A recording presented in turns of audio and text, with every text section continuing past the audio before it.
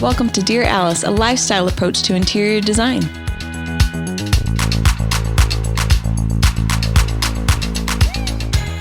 Hello, everyone. Welcome to Dear Alice. We've got Sue Hall here. Hey. How you doing, Sue? I'm good. It is a gray day in Utah. Yeah, it is. To be honest. Yes. Yeah. It's been great, but you guys are sunshine. So happy to be here. You're the best, I love Susan. it. I was going to say winter. Am I right? Winter.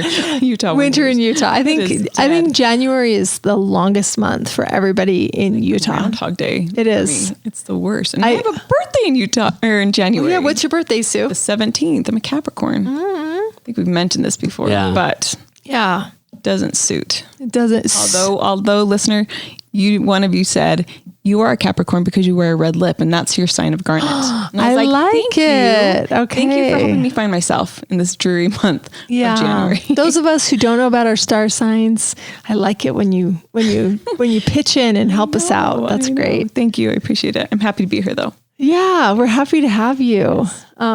Corey Place, Hey, welcome to Dear Alice. how's it going? Good. How are you? Good. It's been busy. And the Are your ramp. feet still cold? Yeah, they are. Yeah, it's the concrete.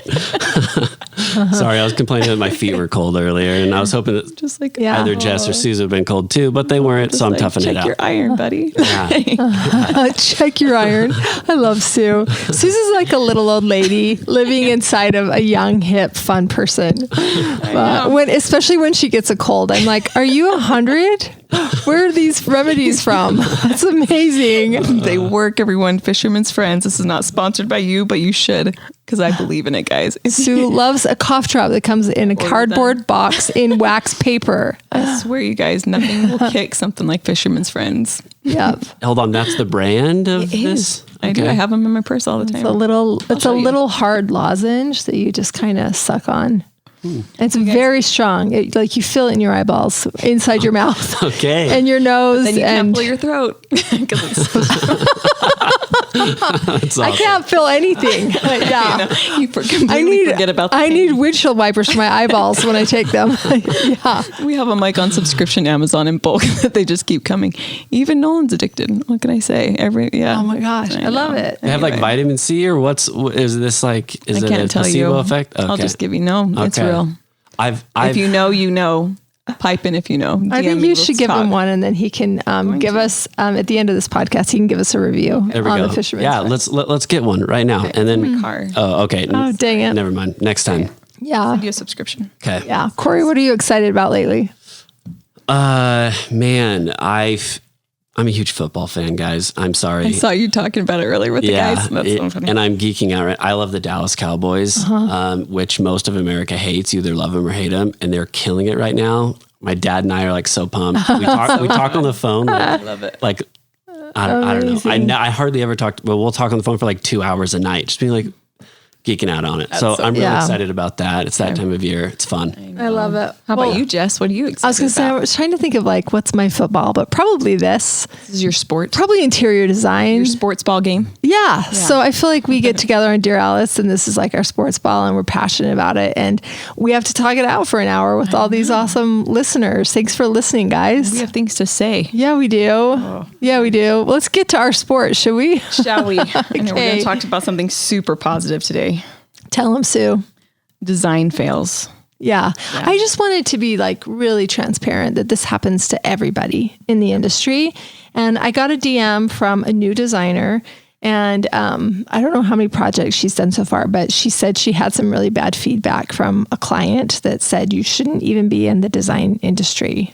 They felt like things went so poorly. And she's like, do you ever get discouraged? And I was like, oh man, if we had a book, if we had a podcast, we would break this down. And we were like, you know what? This is such a deep question. And I feel like it's important for us to talk about it openly, because a lot of you guys are in the design field and you can all relate to this right now. And we wish you were all here so we could all give our very best stories. But we sort of sat down and kind of collected some moments. And because we learn the most from our failures, they've been our greatest teaching moments, you know, and I feel like it's the cost of tuition when it comes to interior design, is like, that's how you learn. And unfortunately it's painful. and you can't sleep at night, and it's always running around in the back of your head like a gerbil, and until you finally solve it and then you get on to another client, inevitable, something's going to go wrong. Yep. Yeah. So sometimes it's within your control that you then switch that behavior in the next one. Sometimes it's out of your control. And so you just have to learn how to roll with it and how to make lemonade out of this really sour lemon. Yeah. So. Make lemonade like the Beyonce album, exactly. Lemonade. Yeah. Exactly. Not like the drink lemonade. No. Yeah. Like you're going to make something really good out of it. Yeah. I think that's any industry though. You know what I mean? Like there are things that are teaching moments that you learn from. And then there's some things like logistically that are out of your control that unfortunately make you, as either the business owner, look bad. And that's just with everything. And those are to me, the most frustrating things. Hashtag COVID. Yeah, exactly. Thank you. 100%. Pandemic, thanks. The shipping crisis. Really yeah. It's just like, man, so hard. Yeah, you're right. Oh. It's everybody. It's not just you. No. It's not just us. No, he said, whatever you do, listener, like I'm sure you can think of stories in your own industry. The high-tech industry, every industry has this. So we're just speaking up about interior design, mostly to kind of answer that viewer's question of, or listener's question of, does this happen to you and how do you overcome it? So we're going to just talk about that. Yep. Yeah. So it does happen to us. It does. Yeah. And honestly, I think every project has something that you learn from. And then there's that one project where it feels like nothing, everything goes wrong. I feel, there's one every once in a while and some are just cursed. Yeah. Yeah. Yeah. But you make it through. It's not us, it's them. I'm just kidding. No, it's a karma thing. Sorry, y'all.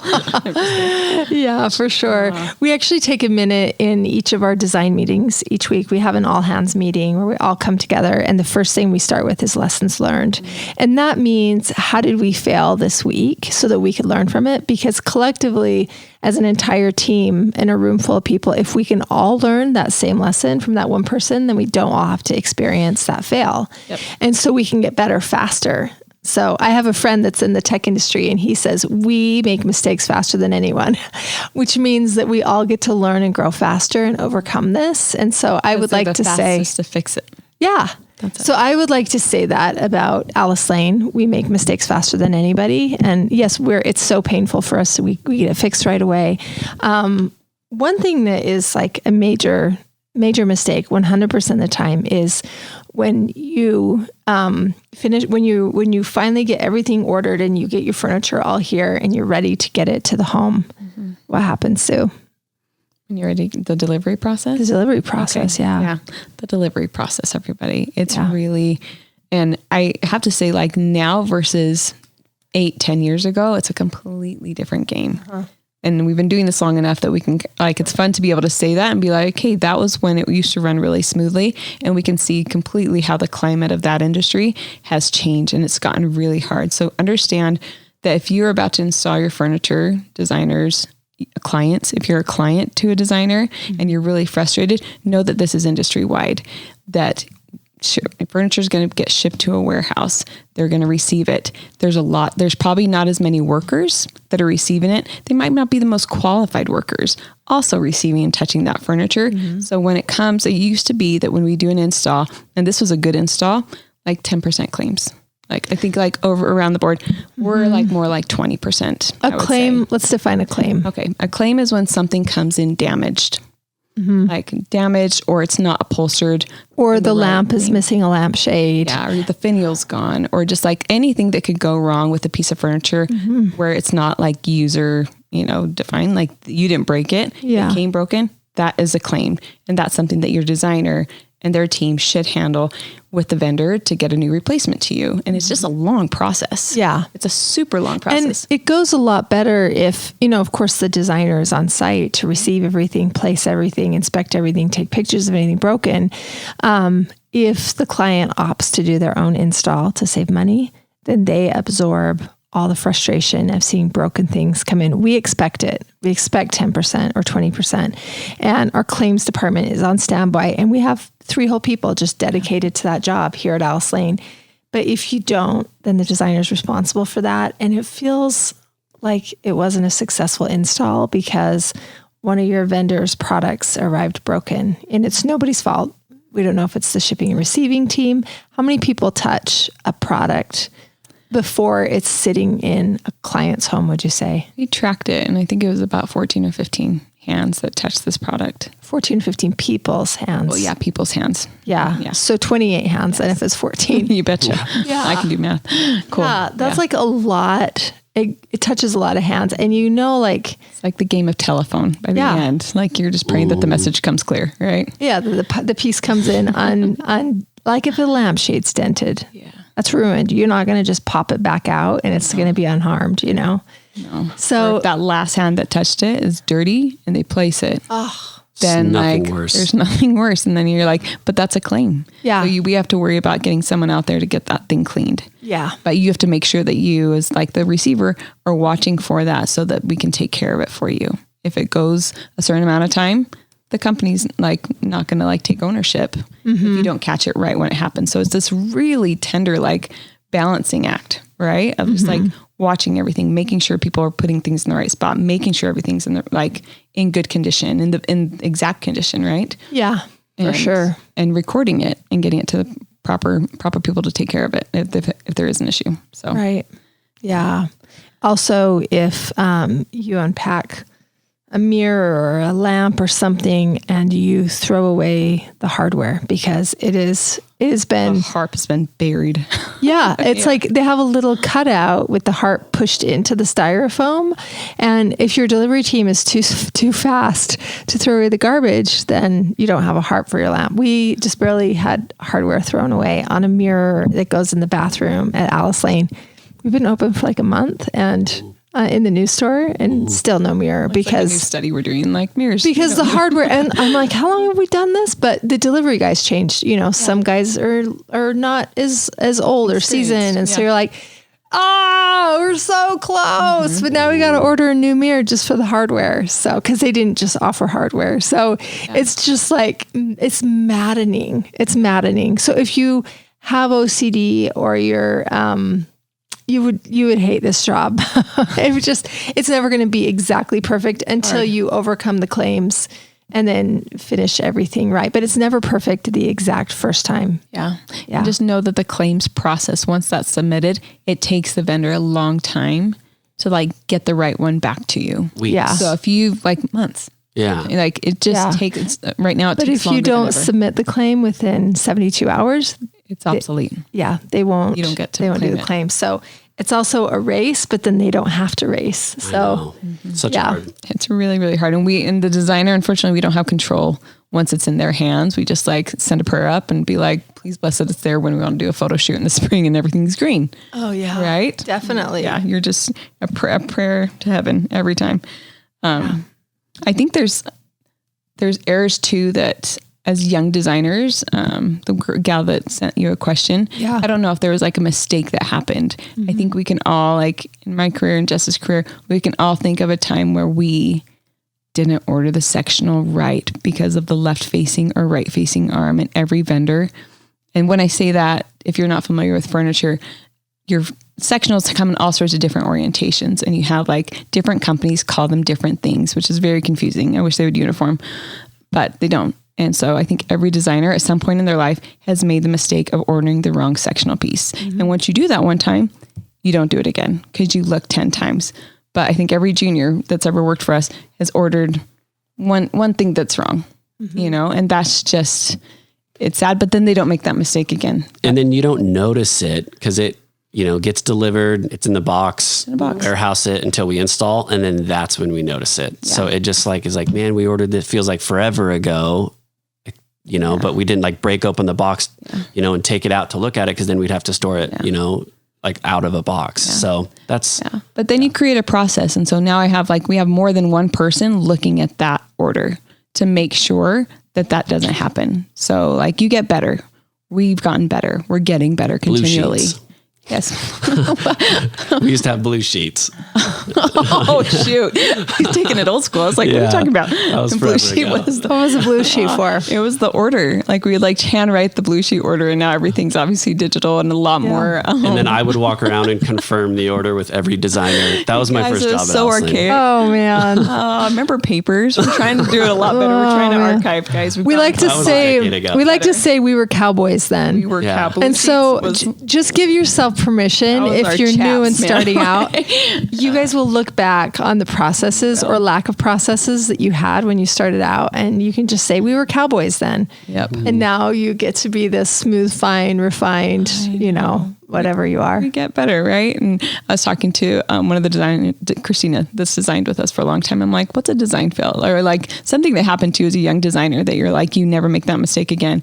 And she said she worked at this architecture firm that did a lot of commercial work, and they were doing this school. And like with school furniture, like there's not pretty options, but she put the wrong color on the carpet.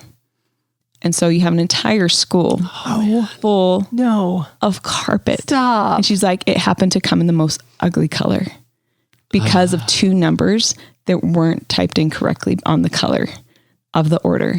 And so, and at that point you're kind of, you're stuck, right? Because you just received all this carpet. Anyway, she's just like, I'll never ever make that mistake again of missing the color code on fabric or a carpet, because that hurts so bad.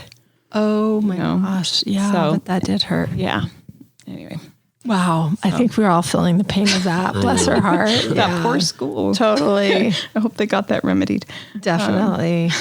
But I mean, the fact is that everyone's human. And so if you can go into this, like knowing that everyone's trying to be better, and there will be mistakes, but just make sure as the designer that you're taking care of it, by not making that mistake again, and just correcting the process so that you don't do that for future clients, and you take care of the one mistake that you did do.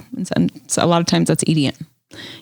I feel like we've eaten a lot of sectionals. Definitely. Yeah. Or random pieces of a sectional. Yeah. Speaking of which, I think one of the things that's really hard to know in the beginning too is just like you need to be able to measure the doorways and the heights of things, because sometimes furniture doesn't fit into the space that you designed it for, especially in more historical projects.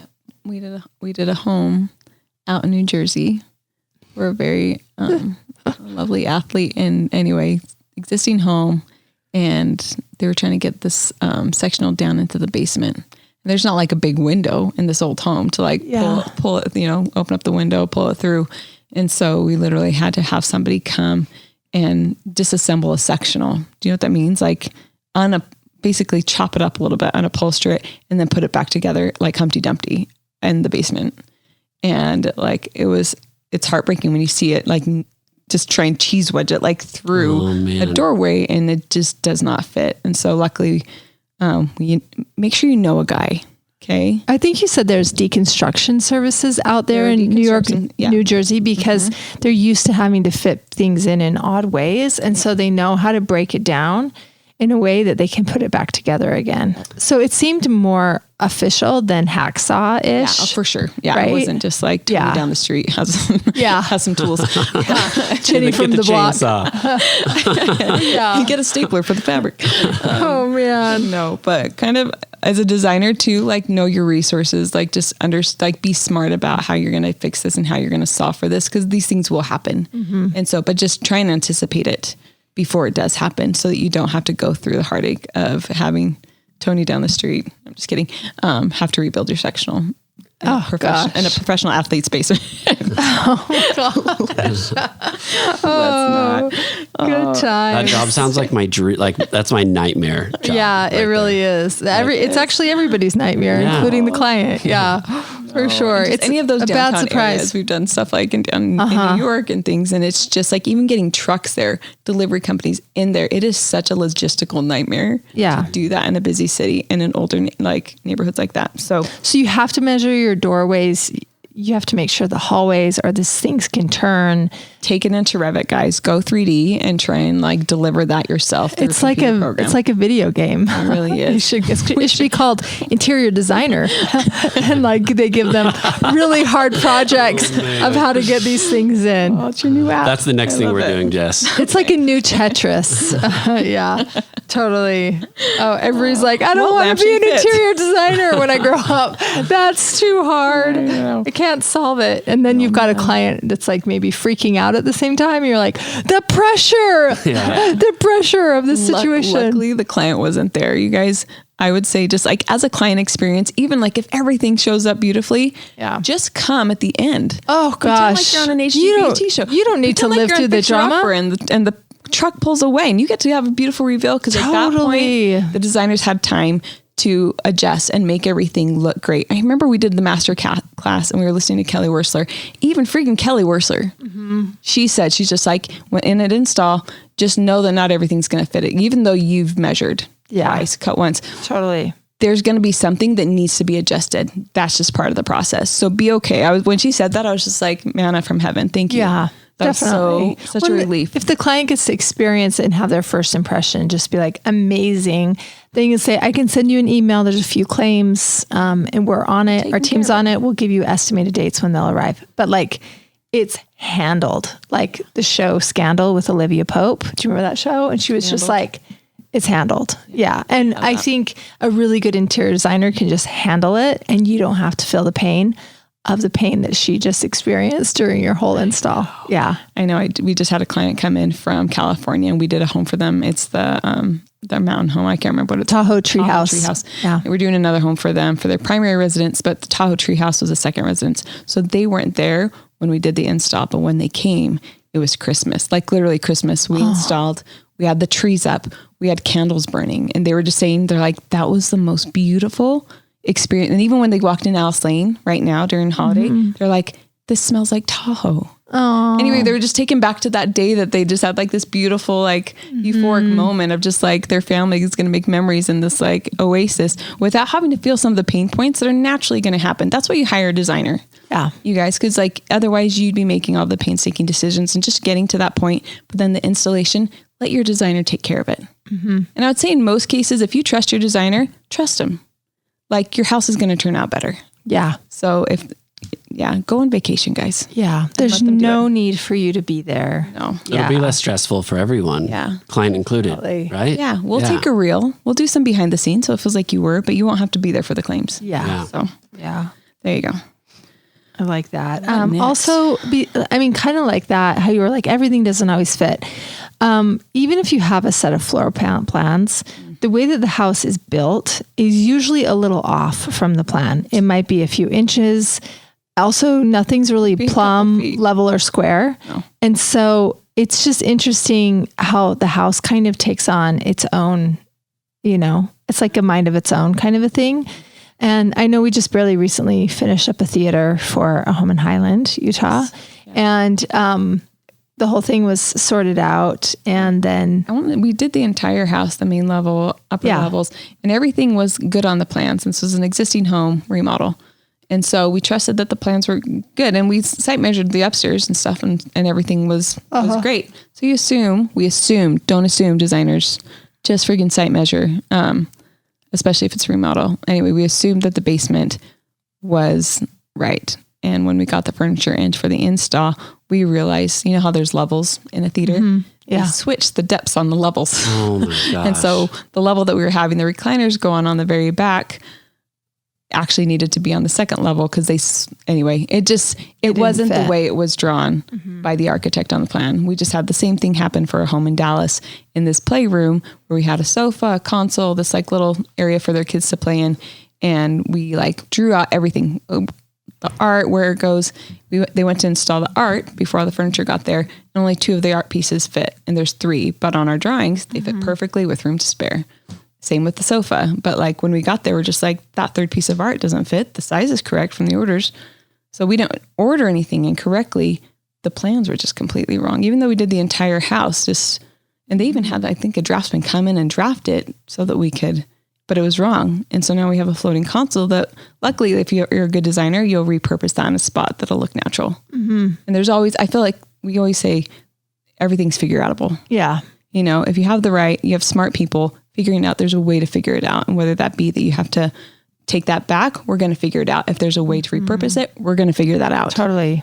But like in this case, we just had to tell the client, like, we're looking at our plans and we had everything, like they came in exactly the way they were supposed to.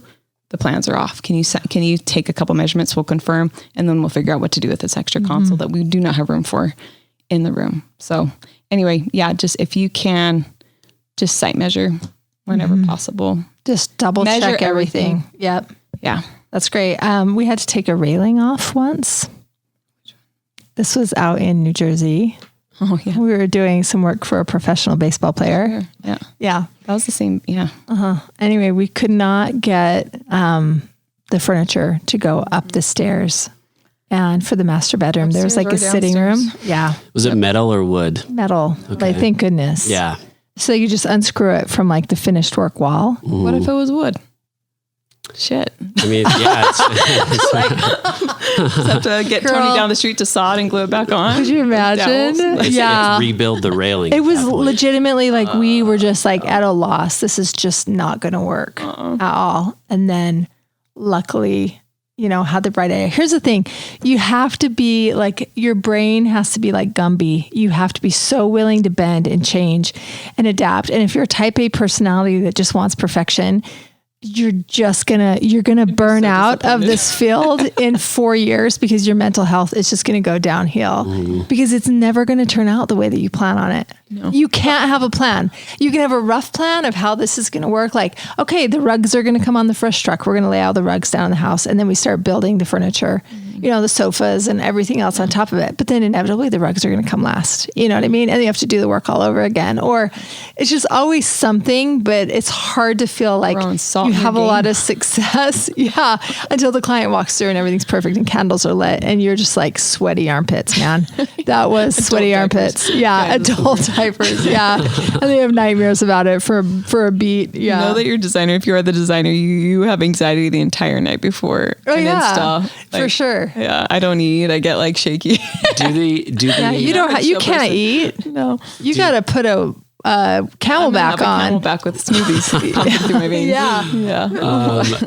Do handling those issues like become easier for you guys? Like in the construction, when I'm doing a project and stuff comes up, I'm like, I've handled things harder before. I'm going to figure it out. Do you guys get to a point where you feel like that? We have so many people that we can call. Yeah. We have a pretty great network, and so it's figure outable, but it's still just like, gosh, dang it. It's never less frustrating for sure. But it is less frustrating because when you're first starting out, you don't have the lifelines. Yeah. You don't have the phone of friends. Yeah. You're just like on an island inside your mind and you're like, it's dark and lonely. It's dark and lonely and it's raining. Yeah. Yeah. And you're out and you're naked and afraid. That's how she was feeling when she DM'd me, this girl. So lamb, I'm so sorry. It'll get better. Oh man, you guys, this is so painful to record. I'm feeling the feelings. Oh my gosh. But I will say that even when shit hits the fan and like things don't go right initially, we figure it out. And oftentimes it gets better. I don't know. It's kind of like when you're dealt like a tricky floor plan and you come up with something really creative. And like, I don't know. I think that's the sign of a good designer if they're able to roll with it and make it beautiful. Mm-hmm. Like even in this theater, and the client's so rad too. And we're good friends. Mm-hmm. We're able to talk it out. And she's just like, what if we took it more London pub? And I'm like, fantastic. So like her experiences, my experiences, my resources of framers and things like that. It's going to be great. And it's going to even be better than we initially had planned it. Totally. Just because of some of these hiccups. Yeah. Would it have been nice to I'm sure for her to be done with it? You betcha. Mm-hmm. But I feel like it'll be better in the long run because of some of these unfortunate events, but we'll make it right. And a good designer makes it right. Yeah. Also, I think if you choose coworkers as you're building your firm that you get along with really well and they have a sense of humor, it's going to be so much more delightful that you guys can laugh about it in some of these hard times. Yeah. And I think that's like the medicine on the whole project. So as you're like looking across the table and you're hiring, you're looking to hire somebody, keep that in mind. You know, you just want somebody that's got a little wink in their eye and a giggle, and you know what I mean?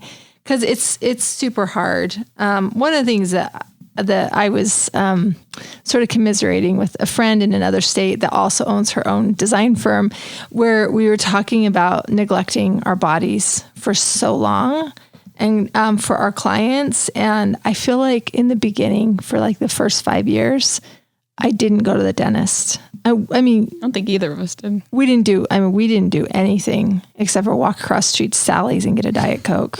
Sally's was the best. Sally's was a Chevron station. It was like Sally, if you're out there, we miss you. It's a really small one. A lady named Sally be on the front desk was always working, and it made it really fun. We'd buy like candy and Rips and Diet Coke and just anything to sustain us through the late hours of the night. And we worked till midnight every night, and sometimes 2. Yeah, and we would work in the store till it closed, and then we would lock it and work. Yeah.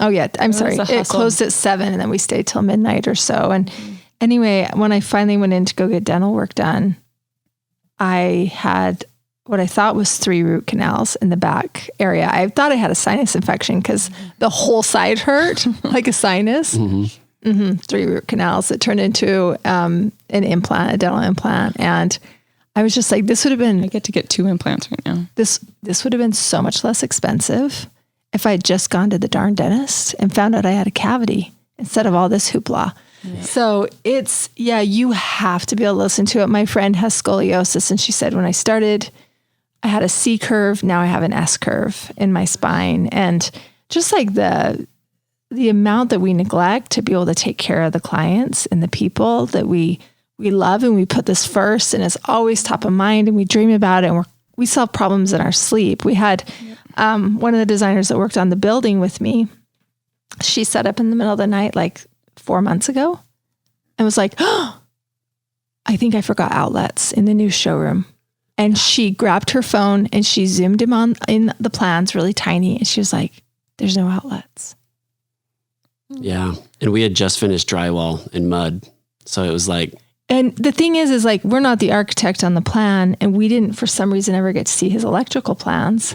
Well, there's so many pages. It's like when you're new to reading plans, to have to like integrate them all to one and know how they interact with each other is so hard. That's why stuff like framing, like that's why it's dealer's choice at that point. That's something Jess says that I think is hilarious, but it's true. Like the subcontractor just does what they shoot from the hip and do what they think is best. Yeah. And that's how stuff like that happens. And you know, you just roll with the punches, and you know, we fixed it, and I walked around with the electrician. It's like, oh, here's where we can punch through this wall to put one right here, and you know, we kind of just game planned like that. So, yeah, be flexible. Be flexible with yourself. Be flexible with your team, because things are going to happen. Definitely, if your team member has to go to the dentist, please exhort them to do that. It's just like, or anything. You need a mental health day. Yeah, for sure. It's emotional. It's super emotional work. Yeah, like we feel it in our bodies. We do feel it in our bodies. Do. I feel like we feel the stress in our bodies. We feel the goodness in our bodies for sure. But sometimes those moments are further between than others. So definitely, you definitely feel the stress. Yeah. Here's one thing that I think a lot like to myself about, and this is a lot of any industry where you're like, you don't have to put in a ton of hours, whether that's your own business, whatever. I feel like you have to have the passion for it.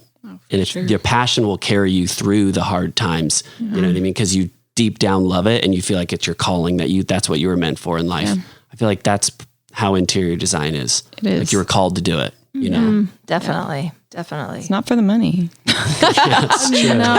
most we always say that. We're like, designers on a designer budget for sure, but we just love it. Yeah. Like, we stare at images all the time, and we just like, we trade them back and forth like baseball cards, you know? Like, Yeah, we would be doing it anyway, even if we weren't getting paid for it. We'd be like rearranging our friend's house and going shopping with our friends, and you know what I mean? Like getting resourceful. It's just blood. It's a bug. It's a disease. It's a lifestyle. It's a lot of things for sure.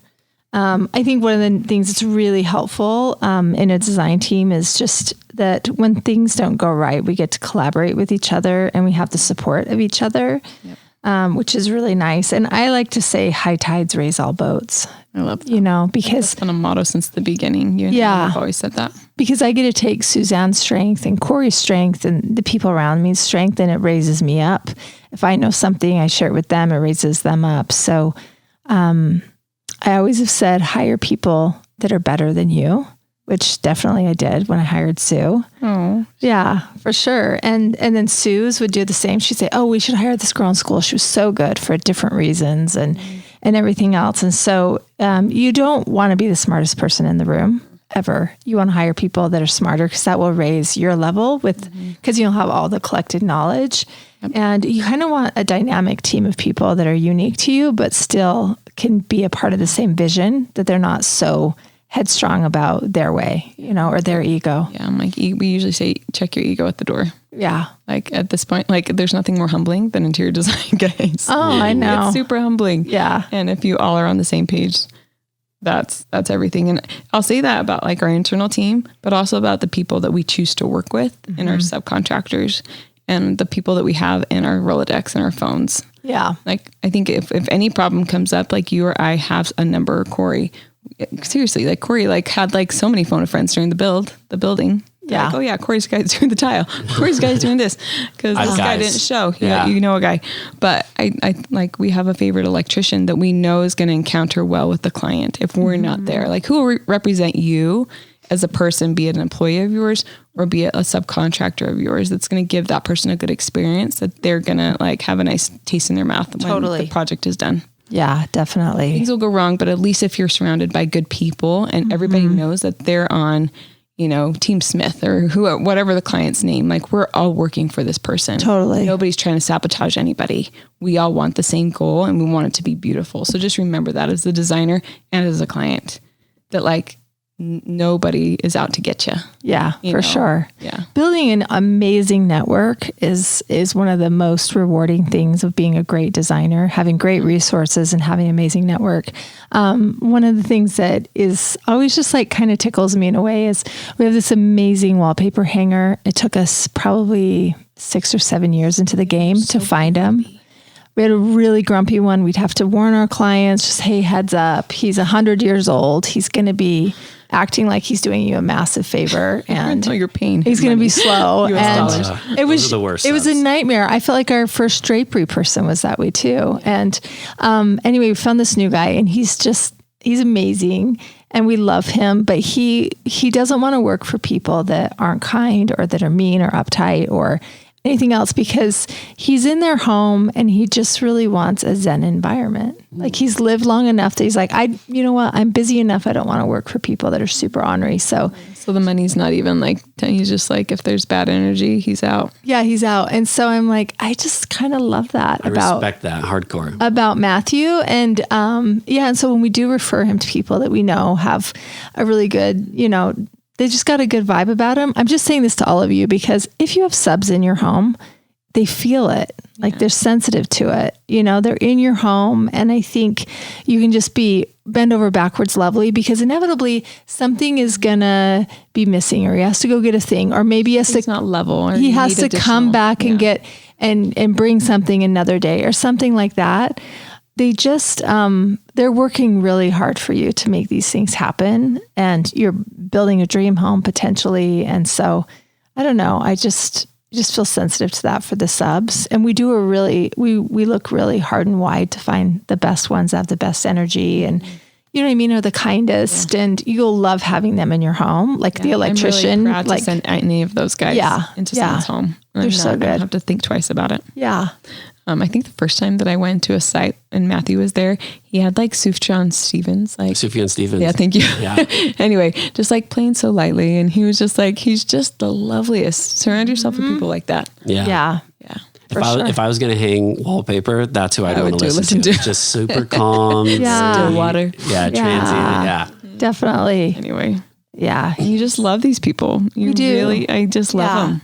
But they're like you feel like they're like your pocket knife that has like all these attachments. Like I can pull this guy out at any time and be like, oh yeah, Matthew can come do this. Or do you know what I mean? Tyler can come and silver leaf that ceiling, or we just know all these people and we can text them and have an answer in a minute. And that's what makes, I think, a designer so valuable and worth her hourly rate, is the fact that she can solve so many problems, answer so many questions within an hour. So true. Versus, the person just starting out is still trying to sort of build that Rolodex.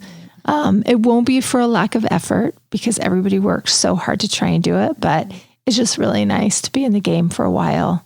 But when you get to another state, which we do mostly out of state work, then I think using the Rolodex of the builder that you're working with is a really nice shortcut. Yeah. Especially sometimes you'll bring Matthew across state lines.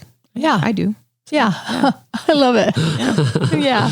We've also built cabinets here in Utah and brought those across state lines. You wouldn't believe. Yeah.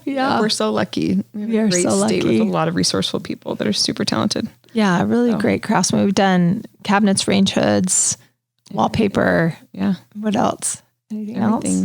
Flooring, tile. Yeah. Everything. Yeah. Yeah. It's good. It's really good. I love it. The world is a lot smaller than we think, So as far as, like it's the effort it would be to try and find someone great. Most of our clients are like, no, let's use your guy, because they trust us and they trust our projects that they've seen. And they're just like, he did a fantastic job. I don't want anyone hanging my Gracie paper that costs $40,000. Yeah. So he's going to Odessa. For sure. Yep. That's amazing. Yep. I love that. Another tip is like to use your reps. Besides your Rolodex and besides the people in your office, your reps are on your team as well. Those are your vendor representatives. Yeah. And so they're paid to obviously help you if you have any questions, but how have reps helped you in a pinch, Sue? I have them on my phone. I call them fast. If something doesn't come in at an install, I can usually call a rep and be like, hey, is this in stock? I'm going to send you a picture of it. This one, it's not available. I need something to tell my client. And you're the fastest person to tell me what that would be. Or if even before we're installing, we're doing the actual design and I'm like, gosh, I need a sectional with a sleeper for this bonus room, for all these needs that the client has. I know to call my furniture reps and I know which ones are my favorite, what stuff sits the best. So I'm going to call them and say, hey, what do you have that has this function? This is what I need. He's like, oh yeah, this one.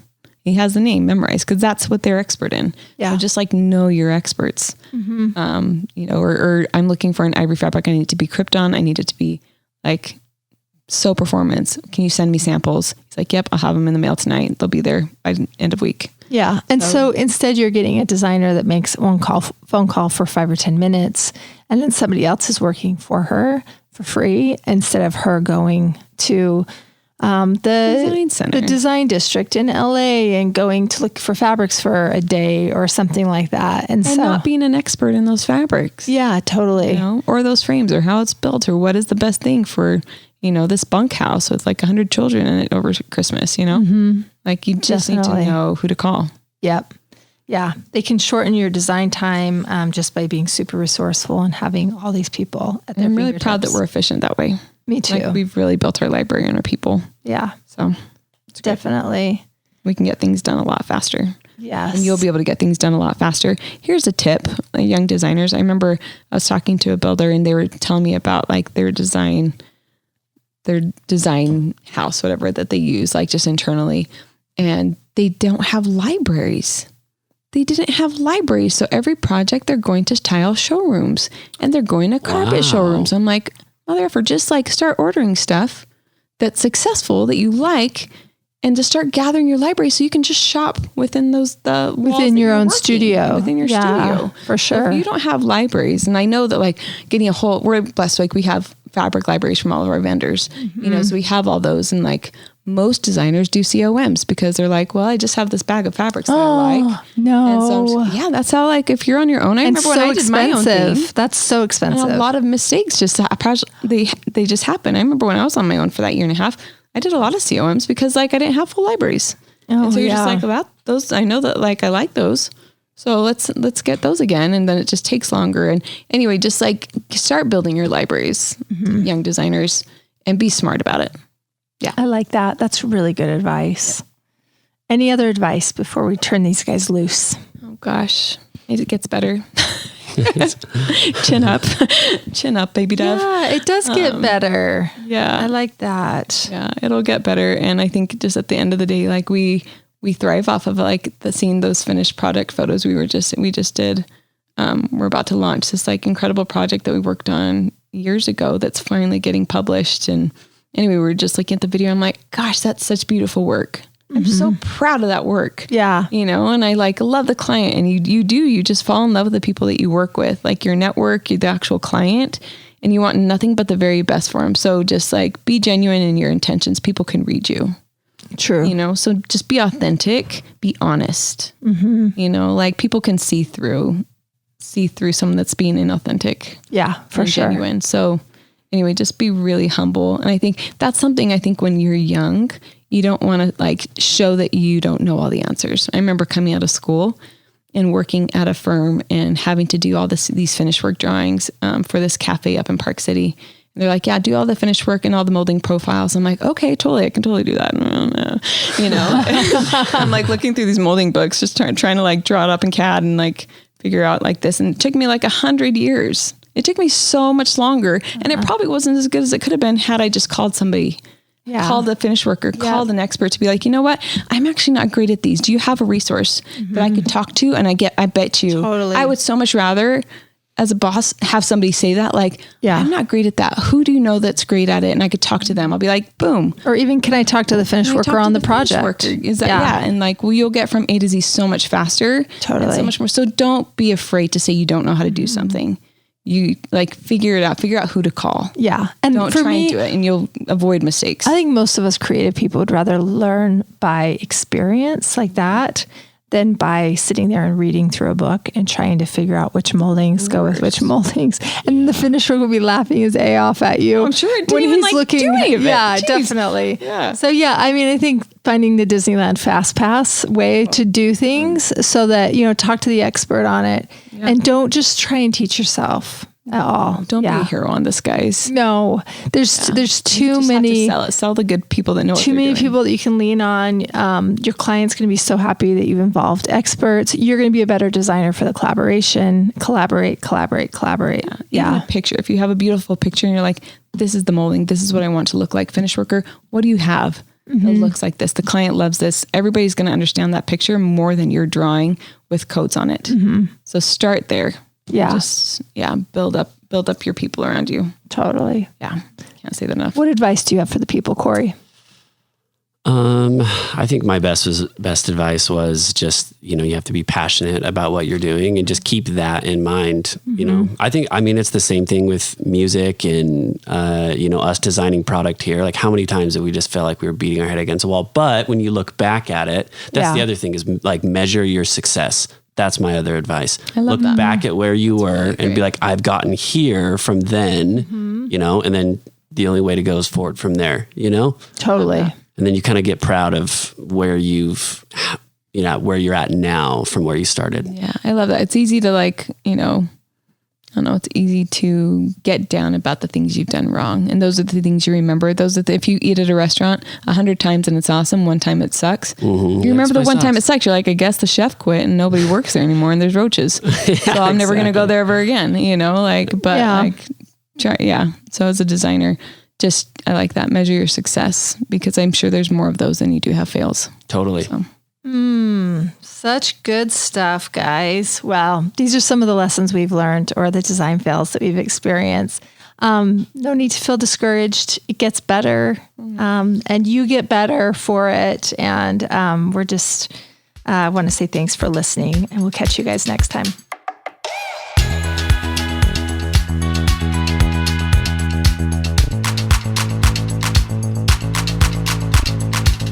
Hey, thanks for listening. If you like our show, please leave a 5-star rating.